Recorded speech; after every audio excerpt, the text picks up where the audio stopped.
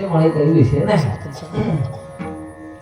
आपुला तो एक देव करुणी घ्यावा, आपुला तो एक देव करुणी घ्यावा, तेने विन जीवा सुख नोही. ए रती माई के दुखाची जनिती, नाही अति अंती अवसानी. अविनाश करी आपुल्या ऐसे. बघा लक्षपूर्वक अभंग आहे का, जगद्गुरु तुकोबरायांचा अभंग आहे. आपल्याला फार सुंदर उपदेश करणारा अभंग आहे. आपल्या जीवनामध्ये आपण नेमकं काय केलं पाहिजे याचा उपदेश करणारा महाराजांचा अभंग आहे. अविनाश करी आपुल्या ऐसे, अविनाश करी आपुल्या ऐसे, लावी मनापिसे गोविंदाचे. हे रती माई के दुःखाची जनिती, नाही अति अंती अवसानी.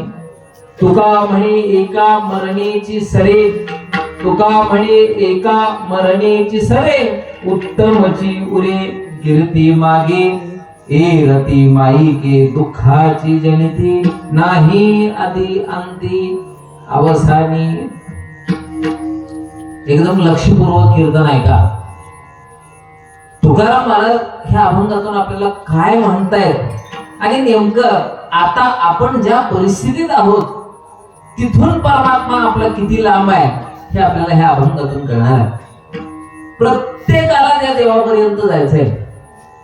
हा आता आपल्याला लक्षात येत नसेल आपल्याला देवाकडे जायचंय, पण साधू संतांच्या नजरेतून पाहिल्यानंतर मात्र निश्चित आपल्या लक्षात येईल की आपल्याला संसारात रमायचं नाही, प्रत्यक्ष देवाकडे जायचं.